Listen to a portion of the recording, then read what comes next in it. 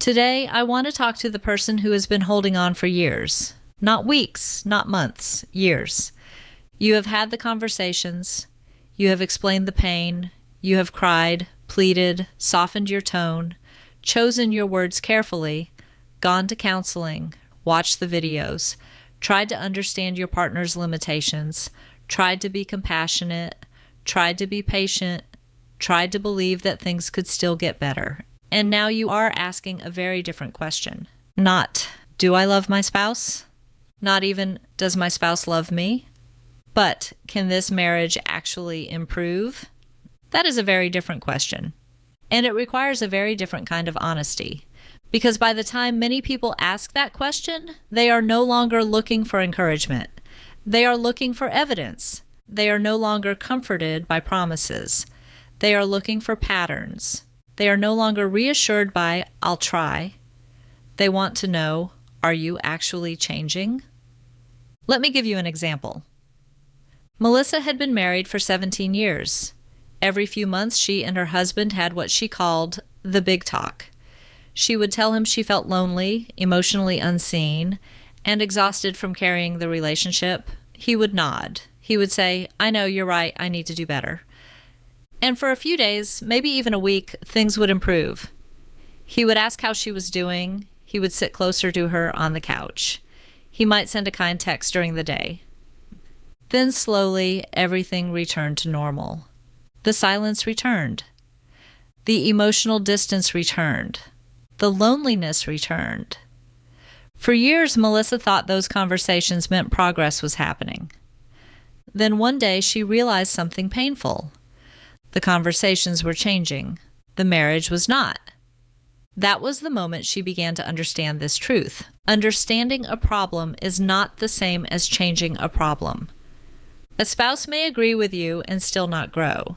A spouse may feel bad and still not become accountable. A spouse may intend to change and still return to the same patterns. And that is where many people get stuck. They evaluate the marriage based on intentions rather than outcomes. They say, but they mean well. They're not trying to hurt me. They really do want things to be better. And all of that may be true, but a lonely person cannot live on the intention of connection. A starving person cannot live on the intention of food. And a hurting marriage cannot heal on the intention of change. At some point, intentions have to become actions.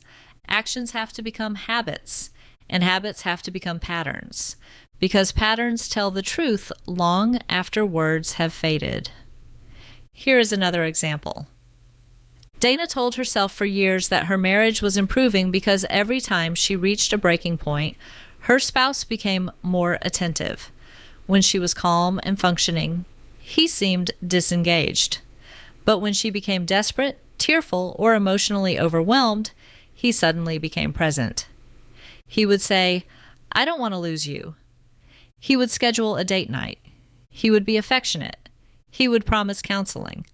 And Dana would feel hope again. But after a while, she noticed the pattern. He did not become engaged because the relationship mattered consistently. He became engaged when consequences appeared. That distinction matters.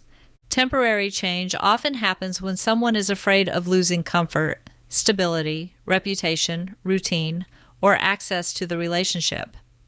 Sustainable change happens when someone develops genuine awareness, accountability, and commitment to becoming healthier, whether or not there is immediate pressure. So one of the questions to ask is this: does my partner change only when I am at the edge? Or do they keep growing even after the crisis passes? That question can be clarifying. Because temporary change depends on reminders. Sustainable change becomes self-maintaining. Temporary change says, tell me again what I'm supposed to do. Sustainable change says, I am paying attention because this matters to me too. Now, this does not mean your spouse has to become perfect. No marriage improves because both people suddenly become flawless. That is not the standard. The real issue is responsiveness. When you bring up pain, does your spouse become curious or defensive? When you name a pattern, do they reflect or dismiss? When they hurt you, do they repair or explain it away? When you stop pushing, does the growth continue? Let me give you a case example. Rachel's spouse struggled deeply with emotional conversation. He often shut down, became overwhelmed, or responded logically when she needed empathy. For years, Rachel felt alone. But over time, something began to shift. He started saying, "I don't understand yet, but I want to." He began writing down what she said so he could think about it later. He agreed to counseling and actually participated. When he missed something emotionally, he came back later and said, "I think I understand more now. I can see why that hurt." Was he perfect? No. Did Rachel still have lonely moments? Yes, but the pattern was changing. There was humility. There was effort. There was follow-through. There was repair. That kind of marriage may have real potential because meaningful change does not require instant emotional mastery. It requires teachability. A teachable spouse creates hope. A defensive spouse creates exhaustion. A spouse who says, "Help me understand," is very different from a spouse who says, "Here we go again." A spouse who says, "I can see how that affected you," is very different from a spouse who says, "That's not what I meant, so you shouldn't feel that way." This is why love alone is not enough. Love may create opportunity. Love may create motivation. Love may create tenderness. But love does not automatically produce growth. Many people stay for years because they believe, if I love enough, explain enough, forgive enough, and wait long enough, eventually my spouse will change. But no one can create another person's self-awareness for them. No one can manufacture another adult's accountability. No one can force emotional growth into someone who refuses to examine themselves. You can invite growth. You can encourage growth. You can support growth, but you cannot produce it for another person. And when you finally accept that, something inside you may grieve, but something else may become free. Because you stop asking, what else can I do to make this marriage change? And you begin asking, what is actually happening here? That is the question that brings clarity. So here is an exercise.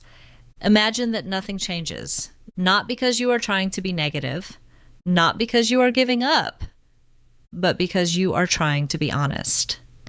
Imagine this same communication pattern 5 years from now, the same emotional availability, the same level of accountability, the same intimacy, the same loneliness, the same repair process or lack of repair, the same cycle after conflict. Now ask yourself, could I live inside this pattern for another 5 years? Could I live inside it for 10? What would it cost me emotionally, physically, spiritually, relationally? And what would it cost my children, if children are involved, to keep watching this same emotional pattern repeat? Again, this exercise is not meant to force a decision. It is meant to interrupt fantasy. Because many people do not stay because the relationship is improving. They stay because they are attached to the possibility that someday it might. Potential matters, but probability matters more. A marriage may have the potential to improve. The question is whether there is evidence that improvement is actually happening, not evidence that your spouse feels bad, not evidence that they agree with you, not evidence that they can behave differently for a few days. Evidence that the overall direction of the relationship is changing. Is emotional intimacy increasing? Is trust rebuilding? Is accountability becoming more consistent? Is loneliness decreasing? Are both partners investing effort? Are repairs happening faster and more sincerely? Are old patterns being interrupted without you having to drag the relationship forward every time? Those are the questions that matter. Let's look at one more example. A woman named Andrea said, "Every time I decide I can't do this anymore, he becomes the person I always hoped he would be." That sentence sounds hopeful at first, but it may also reveal a painful pattern. Because if someone only becomes attentive when you are preparing to leave, then the relationship may be organized around crisis, not connection.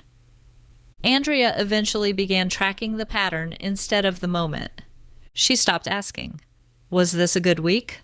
And started asking, what has been the pattern over the last year? That changed everything.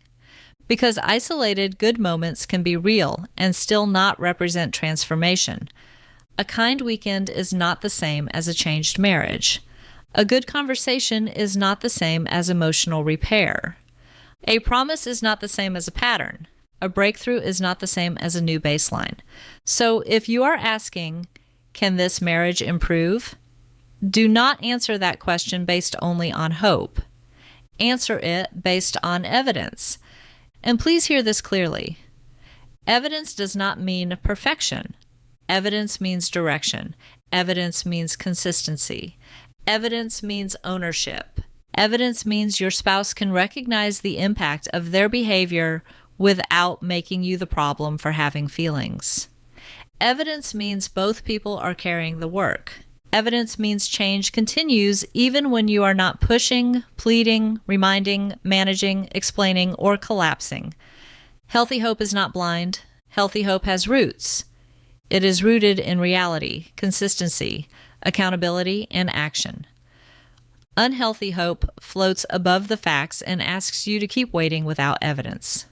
And that kind of hope can quietly become a prison. So today I want to leave you with this.